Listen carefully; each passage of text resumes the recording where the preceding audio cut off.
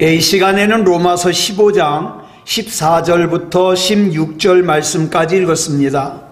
오늘은 로마서 71번째 시간으로 부제목은 말씀이 생각나게 하는 권면입니다.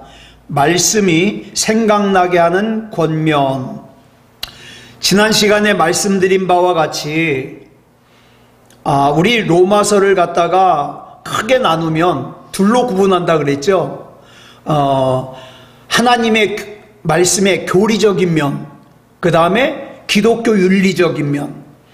그리고 나서 이제 이 로마서의 본문은 지난주, 그러니까 15장 13절까지 다 끝났어요.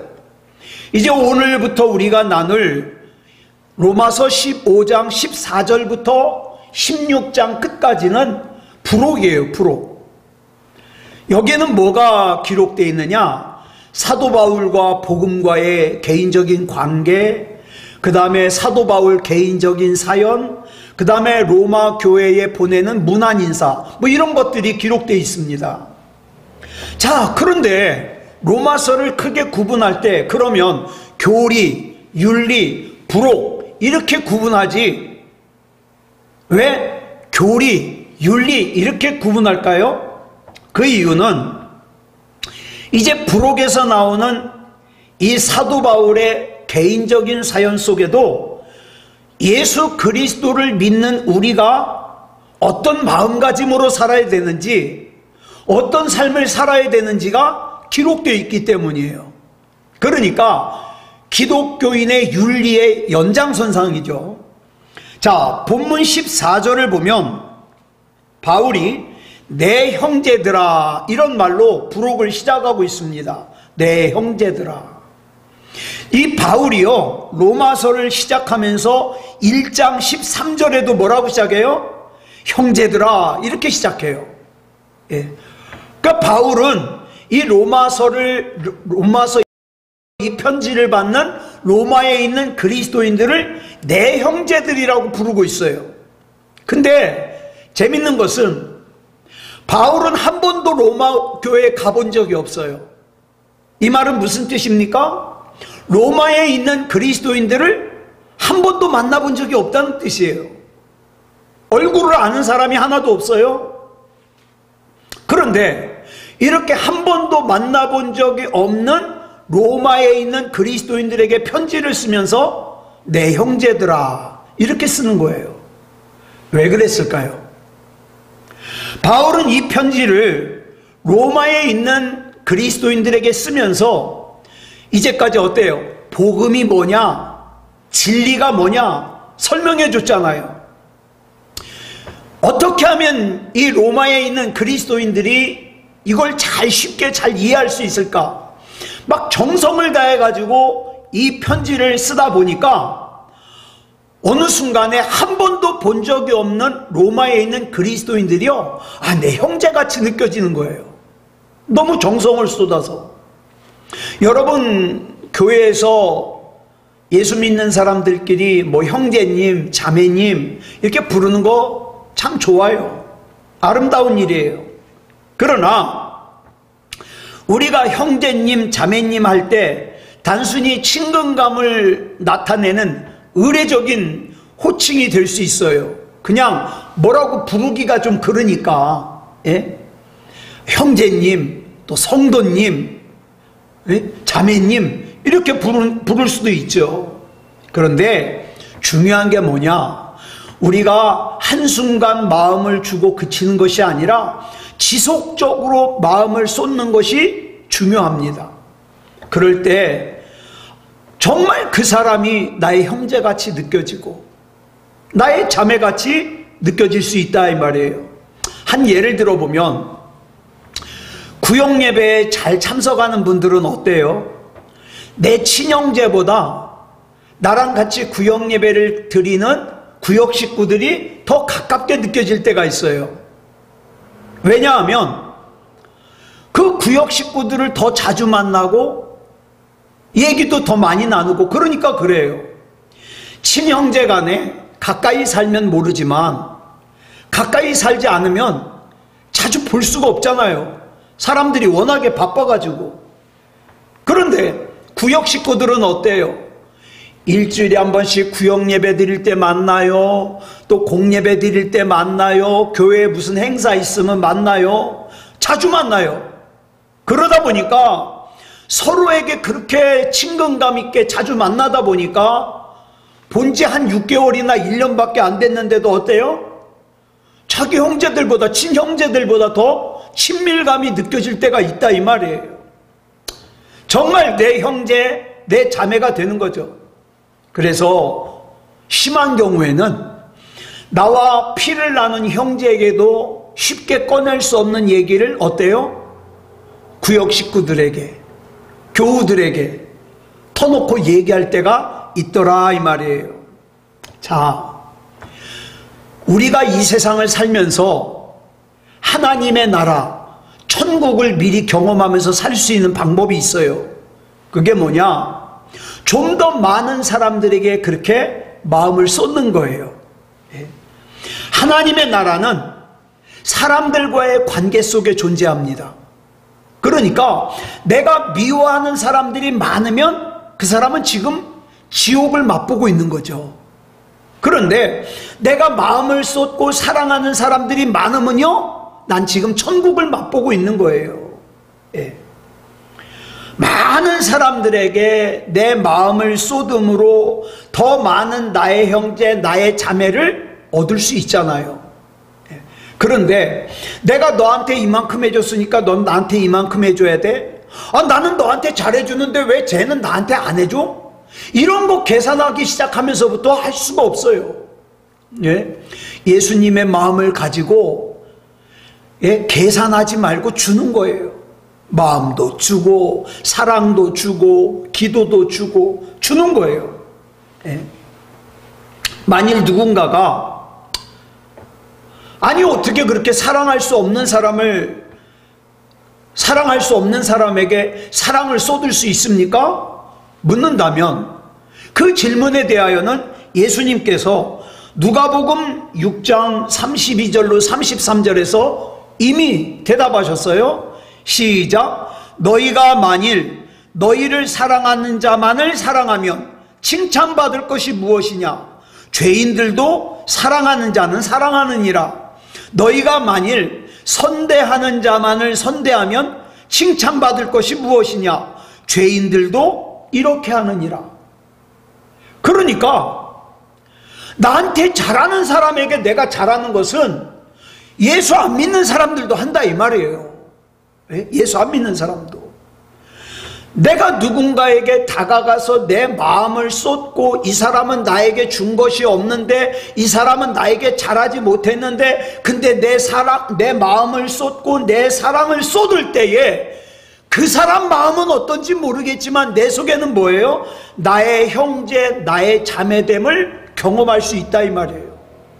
예수님의 마음을 조금 이해할 수 있다 이 말이에요. 이것이 그리스도인답게 사는 거예요. 바울은요, 어디를 가든지 만나는 사람들에게 자기 마음을 활짝 열었어요. 심지어는 자기를 갖다가 핍박하고 힘들게 하는 사람을 향해서도 마음을 열었어요. 그래가지고 바울은 지중해 연안 세계 도처를 다니면서 뭐라 그래요? 나의 형제, 나의 자매.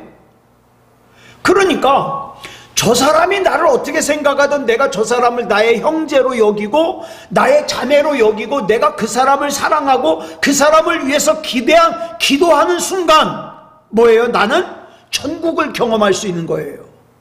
천국. 그러니까 내 마음을 넓히고 내가 누군가를 사랑하고 누군가를 위해서 기도하는 것은 그 사람을 위한 것도 있지만 더 큰 이유는 뭐예요? 내가 천국을 살기 위해서예요. 천국을. 우리가 사람들에게 마음을 쓰는 만큼 우리가 이 세상에서 경험할 수 있는 천국이 커진다는 사실이 중요하죠. 그렇다면 자, 이제부터 바울이 이제 부록에서 로마에 있는 형제들에게 뭘 말하려고 그러는가?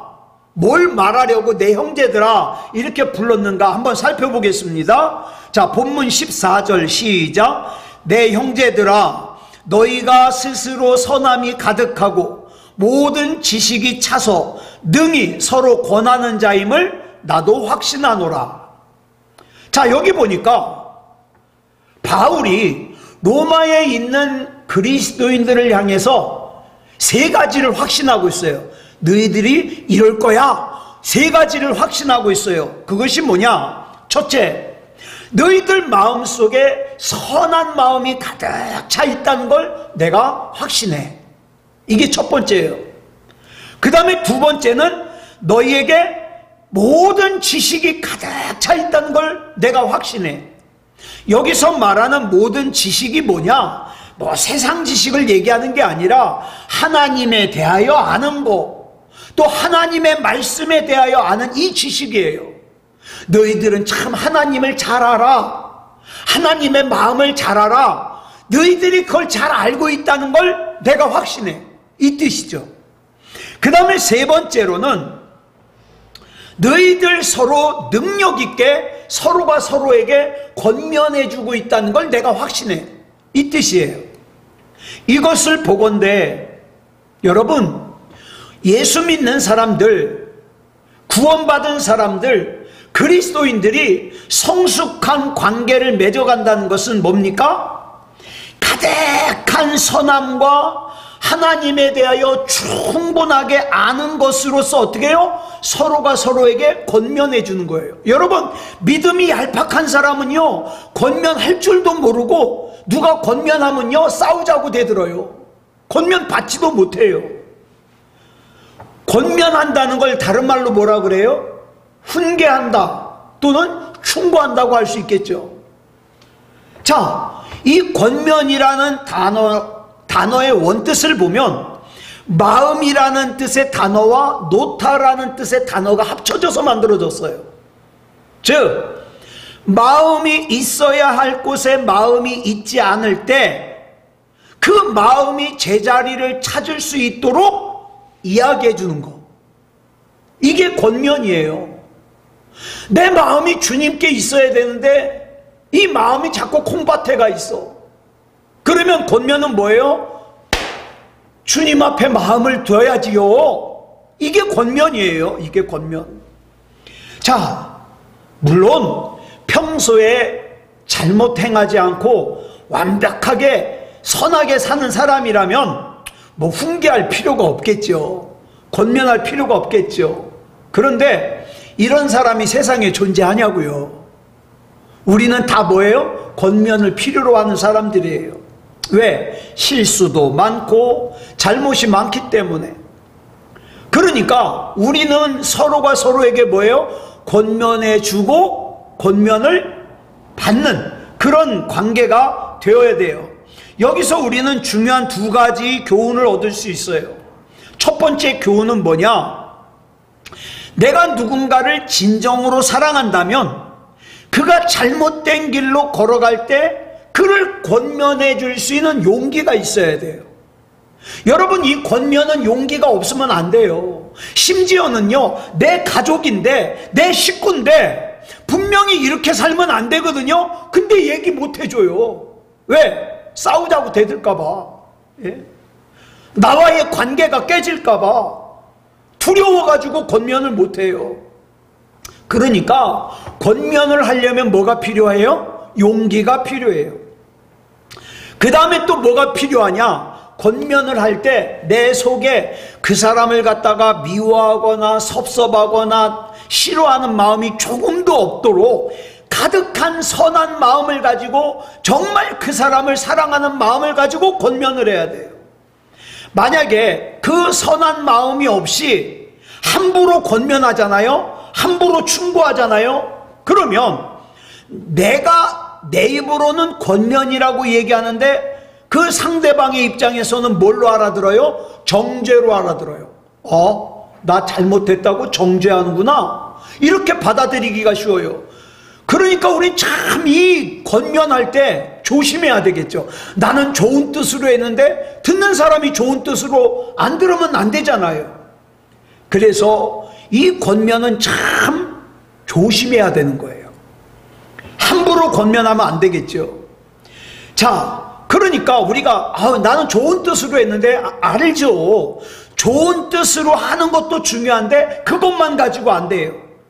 하나님에 대한 지식, 하나님의 말씀에 대한 충분한 알미 거기에 같이 가야 돼요. 그냥 내 충동적으로 나한테 드는 생각을 가지고 누군가한테 충고를 했다, 권면했다, 이거는 굉장히 부작용이 나기가 쉽죠. 그냥 하나님의 말씀은 배제한 채 그냥 난 좋은 뜻으로 하는 거니까, 그러면서 누군가에게 권면한다면 그것이 나는 권면이라고 생각하는데 그 사람 입장에서는 잔소리가 되기 쉬워요. 쓸데없는 잔소리, 부당한 간섭. 그러면 효과가 없는 거죠. 그러니까 참 용기도 필요하지만 충분히 기도하고 충분히 하나님의 말씀도 있어야 된다. 그 다음에 두 번째 교훈이 뭐냐?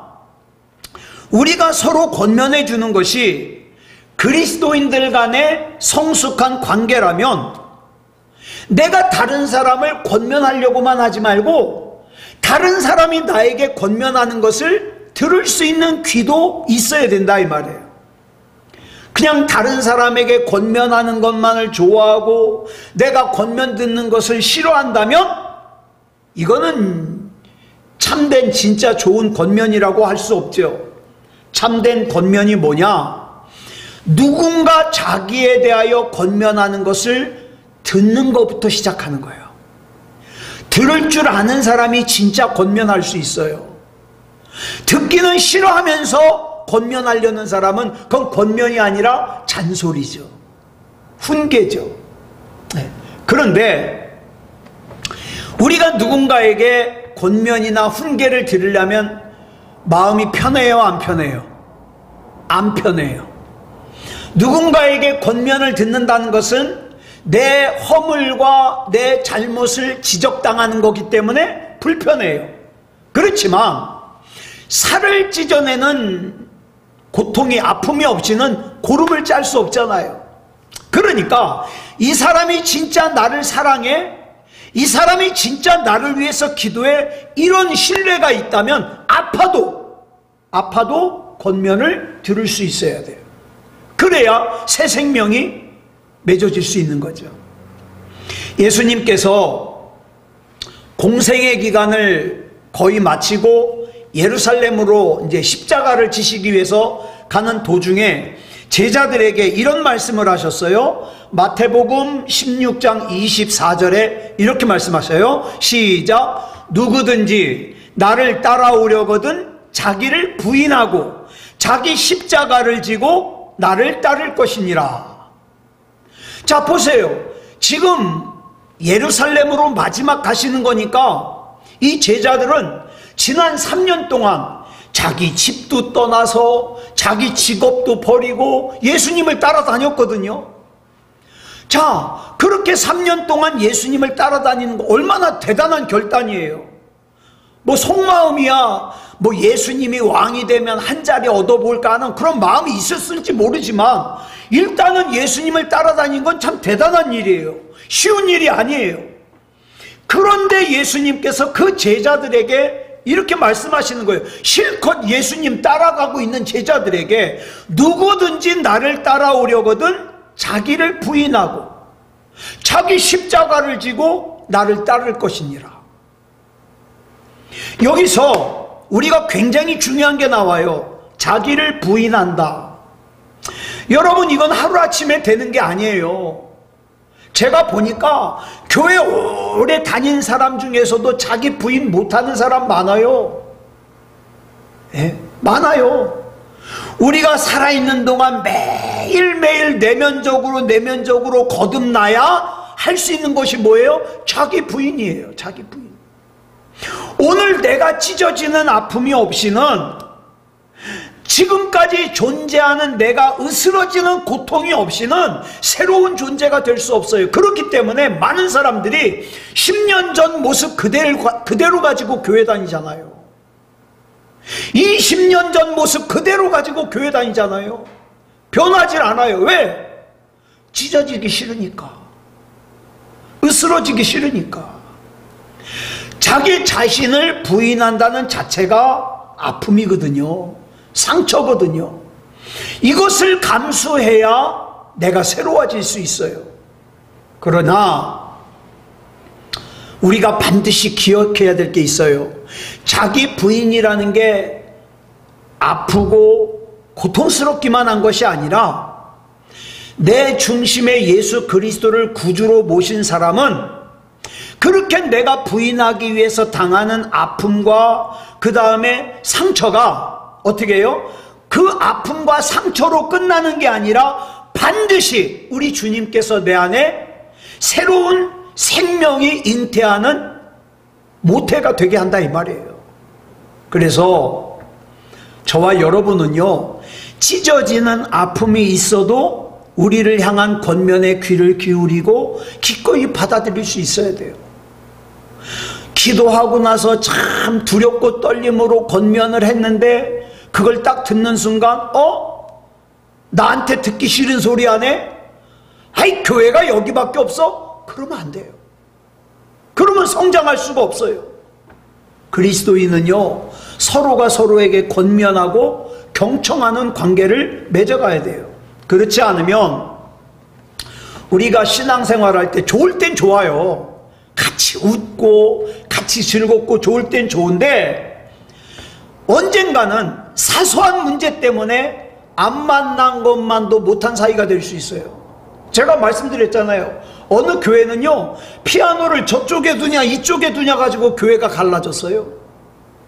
어떤 교회는요, 지하 교육관에 벽을 갖다가 흰색으로 칠하냐 녹색으로 칠하냐 이거 가지고 갈라졌어요. 네. 왜 그래요? 교회는 오래 다녔을지 모르지만 성숙하지 못한, 잘하지 못한 거예요. 잘하지 못한 거예요. 진짜 교회만 다닌 거예요. 다른 사람 예배 드리는 거 본 거예요. 예배 본다 그러잖아요.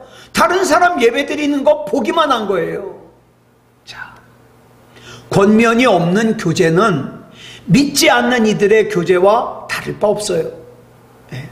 자, 본문 15절 보겠습니다. 시작. 그러나 내가 너희로 다시 생각나게 하려고 하나님께서 내게 주신 은혜로 말미암아 더욱 담대히 대략 너희에게 썼노니.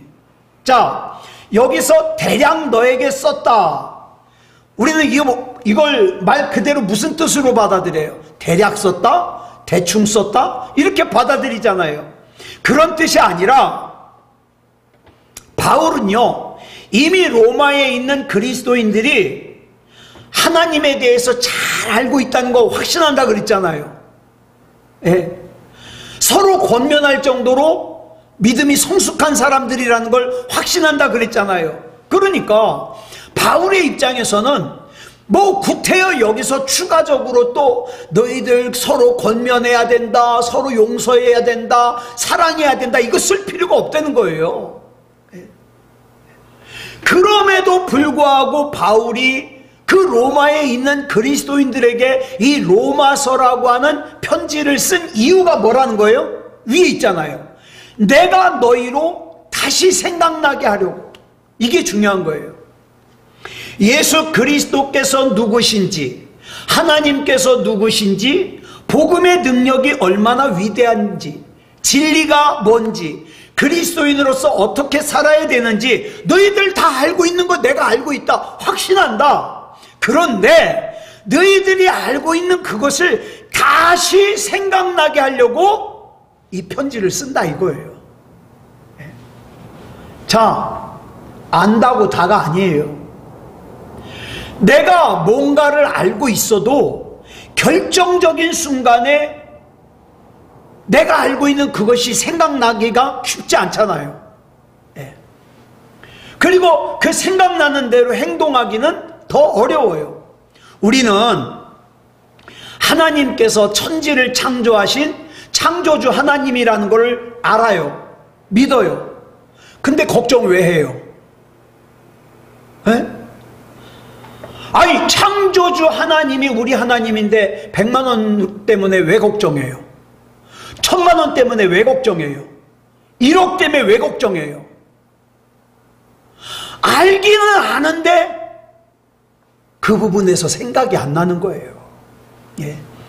내 삶의 어떤 부분에서 어려운 문제를 만났을 때 이 사실을 떠올리지 못해서 절망하는 거예요. 예수 믿는다는 사람도 그래서 절망하는 거예요. 낙심하는 거예요. 탄식하는 거예요. 아니, 천지를 창조하신 하나님이 내 하나님인데 몸이 아프다고 왜 절망해요? 이상하지 않아요? 적어도 하나님을 믿는 사람이라면 하나님의 말씀 속에서, 하나님의 말씀 위에서 바로 세워져야 되죠. 그런데 정작 내 삶의 현장에서 그것을 생각해내지 못하니까 예수 안 믿는 사람하고 똑같이 살더라 이 말이에요.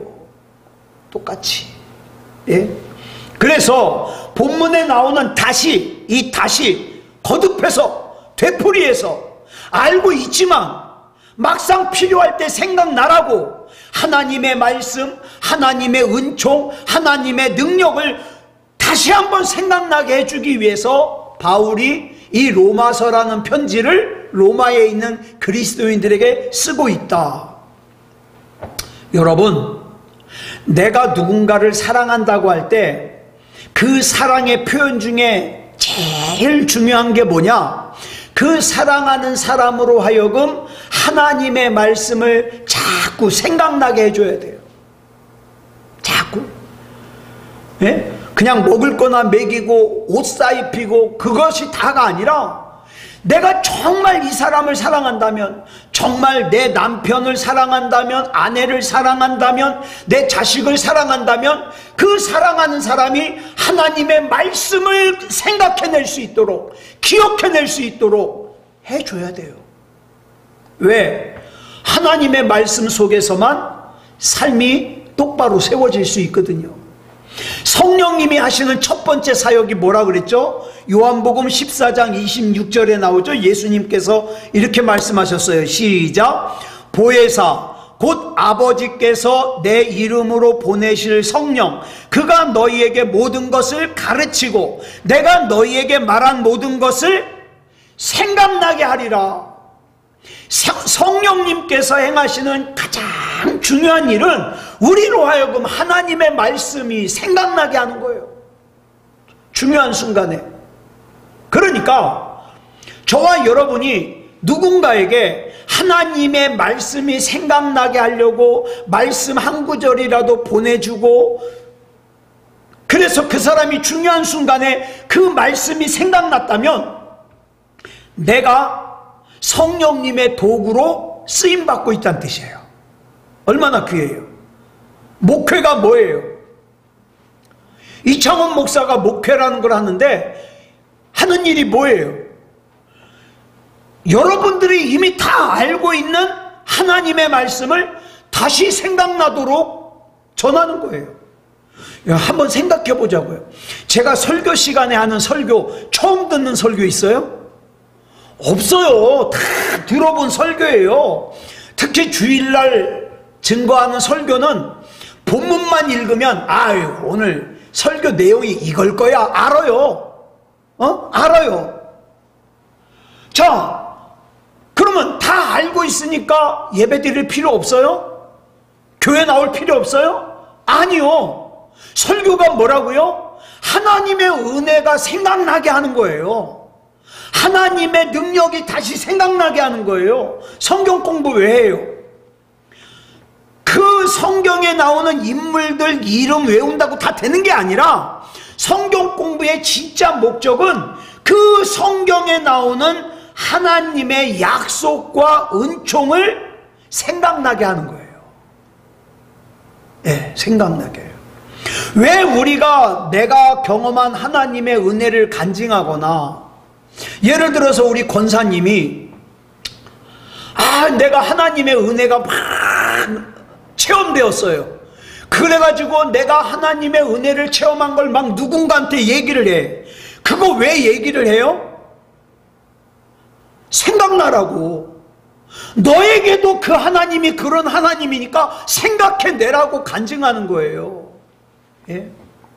어려운 문제가 있을 때 왜 이창원 목사에게 전화를 하고 기도를 부탁하고 때로는 상담을 합니까? 이청원 목사가 문제를 다 해결할 수 있는 능력이 있어서요? 아니요. 우리 같이 하나님의 은혜와 하나님의 능력을 생각나자 이 말이에요. 생각나자.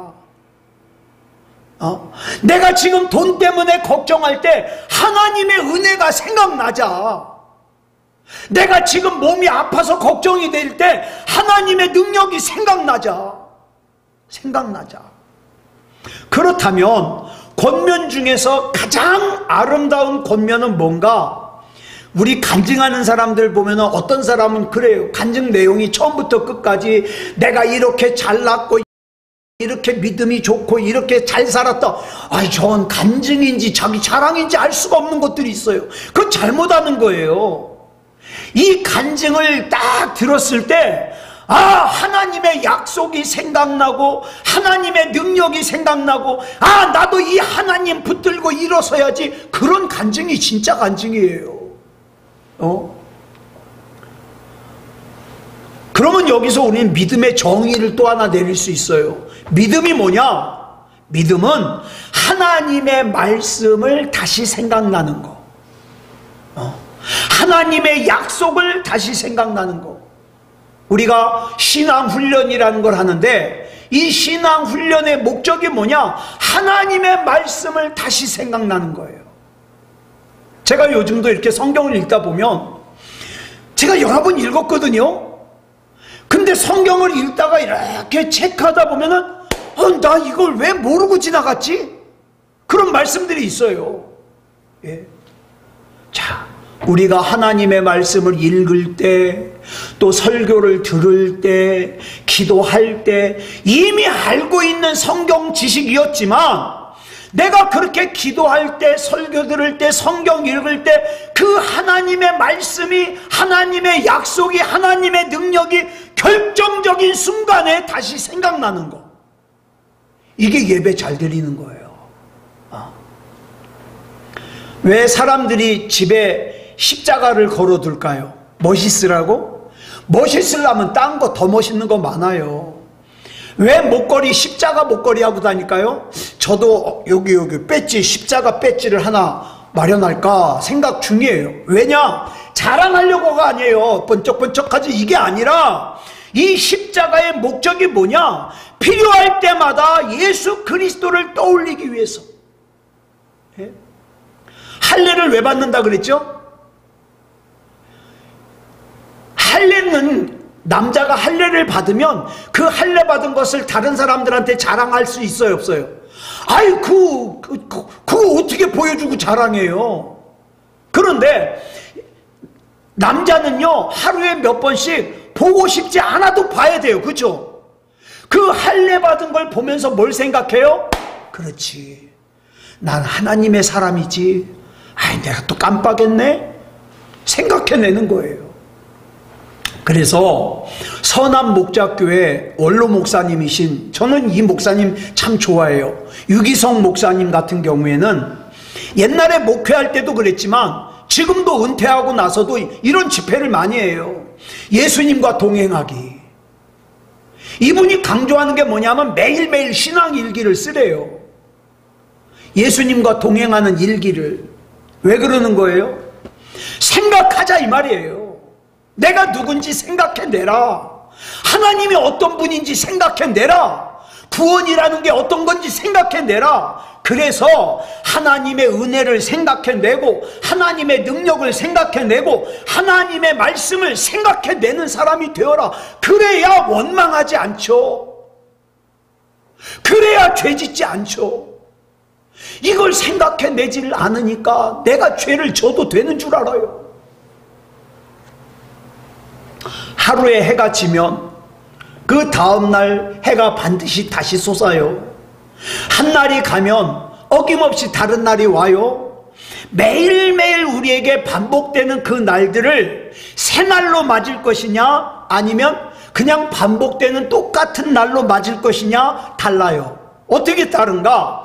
내가 하나님의 약속을 생각해내느냐, 하나님의 말씀을 생각해내느냐, 그걸 생각해내는 사람은 새로운 날을 살아요. 근데 그거에 관심이 없는 사람은 어제 같은 오늘 같은 내일 똑같은 거예요. 똑같은 거. 내가 익히 아는 말씀이라 할지라도 그걸 갖다가 다시 생각해내면 예전에 알지 못했던 더 깊은 의미를 알게 되고 그거를 알므로 어때요? 내 삶의 깊이도 더 깊어지는 거예요. 하나님의 말씀을 읽는 것도 중요하지만 하나님의 말씀을 누군가에게 가르쳐 보면 더 귀한 은혜를 체험하게 되죠. 제가 언젠간 꼭 해보고 싶은데 이걸 언제 해볼까 생각 중인데 저 우리 성도님들 한 번씩 설교를 다 시켜볼까 해요. 왜 그러냐? 제가 경험을 해보니까 설교를 준비하면서 또 설교를 하면서 제가 경험하는 은혜가 크더라고요. 그래서 나만 이걸 경험하기가 정말 아까운 거예요. 그래서 길게 하지 말고 5분이라도 설교를 내가 한번 준비해가지고 할 수 있는 그 기회를 같이 느끼고 싶어서, 우리가 매일매일 하나님의 말씀을 묵상하면서 맞이한다면 우리에게 그 새롭게 시작되는 날은 의미 없이 반복되는 날이 아니라 조금이라도 더 성장하는 날이 된다 이 말이에요. 그래서 전 그래요. 이 말씀을 준비하면서 우리가 하나님의 말씀을 자꾸 생각해내는 그런 우리가 됐으면 참 좋겠다. 그뿐만 아니라 내 사랑하는 사람들에게도 그 하나님의 말씀을 생각해낼 수 있도록 도와주고 싶다. 누구든지 나를 만나면 하나님의 말씀을 떠올릴 수 있도록, 하나님의 말씀을 다시 생각하고 묵상하고 실천할 수 있도록. 저 평화교회 권사님 한 분이 아주 오래간만에 저를 길에서 만났어요. 대뜸 한다는 말이, 나는요 목사님만 보면요 주 예수여, 그 찬양 있잖아요. 그 찬송이 생각난대요. 왜냐하면 저는 준비 찬송하면서 그걸 많이 불렀거든. 저 보면 그거 생각난대요. 자, 하나님의 말씀이 생각나고, 그냥 우리 권사님만 보면 내 속에 있던 걱정거리가 싹 달아나는 것 같아. 왜? 권사님 보니까는 말씀이 생각나고 약속이 생각나고, 맞아, 걱정할 필요 없어, 근심할 필요 없어. 하나님의 약속이 막 생각나는 거예요. 그러면 어때요? 감격적인 새날을 맞을 수 있는 거예요. 저는 우리 거울을 보면서 우리 껍데기만 보지 말고 우리 속사람 좀 자주 봤으면 좋겠어요. 내 속사람이 지금 어떤 상태인가, 하나님의 약속으로 건강한가 한번 봤으면 좋겠어요. 그래서 우리 주 예수 그리스도와 더불어 하나님의 약속, 하나님의 권능, 하나님의 인도하심이 아주 중요한 순간마다 생각나지는 그런 저와 여러분이기를 그리스도 예수님의 이름으로 축복합니다. 기도하겠습니다. 사랑의 아버지 하나님, 감사합니다. 우리가 이제 로마서의 본문을 정리하고 이제 부록 부분을 보고 있습니다. 바울이 로마에 있는 그리스도인들에게 편지를 쓰면서 확신하는 부분들이 있음에도 불구하고 이 편지를 왜 쓰는가? 생각나게 하려고 쓴다 그랬습니다. 우리도 생각나게 해 주시옵소서.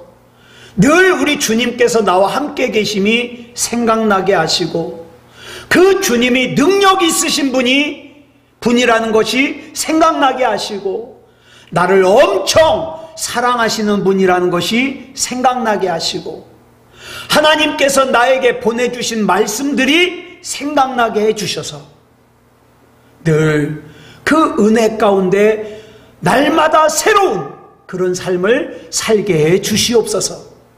우리 주님께서 붙잡아 주시고 인도해 주실 줄 믿사오며 그리스도 예수님의 이름으로 감사하며 기도드렸사옵나이다.